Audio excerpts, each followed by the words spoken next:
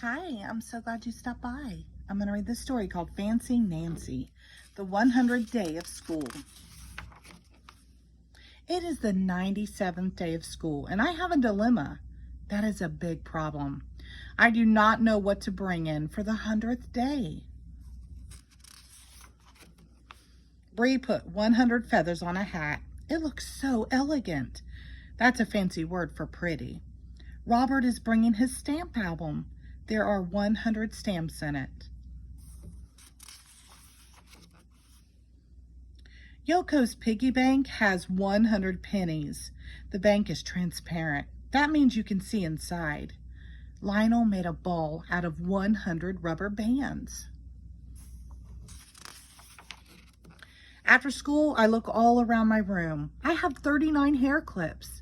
That is not enough. I have 57 bracelets. That is not enough. I have 84 ribbons. That is not enough.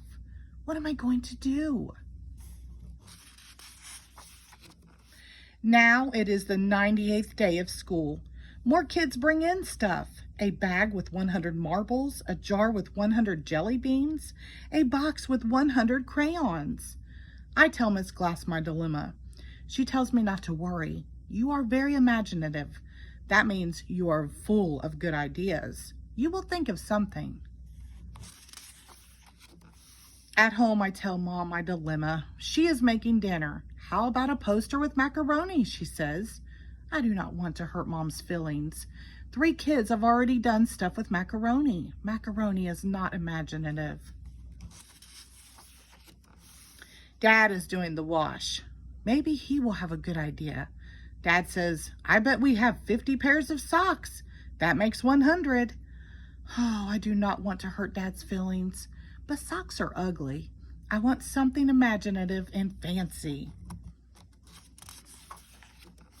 After dinner, I try to think some more. All of a sudden, I hear my sister crying. Look, my sister says. She points at her fish bowl. Goldie is her goldfish. Goldie is not moving. We bury Goldie in our yard. Everyone is sad, even Frenchie. I am so glad that dogs live a long time. We put a few pebbles from Goldie's bowl on top. I tell my sister we will remember Goldie fondly. Fondly means with love. The next day I write a poem. Goldie was gold. For a fish, she was old. She liked to swim. So she stayed slim. You can't kiss a fish, but you can miss a fish. Miss Glass liked my poem. She reads it to the class. Nancy uses interesting words. Slim means thin. Her poem is in a verse. It rhymes.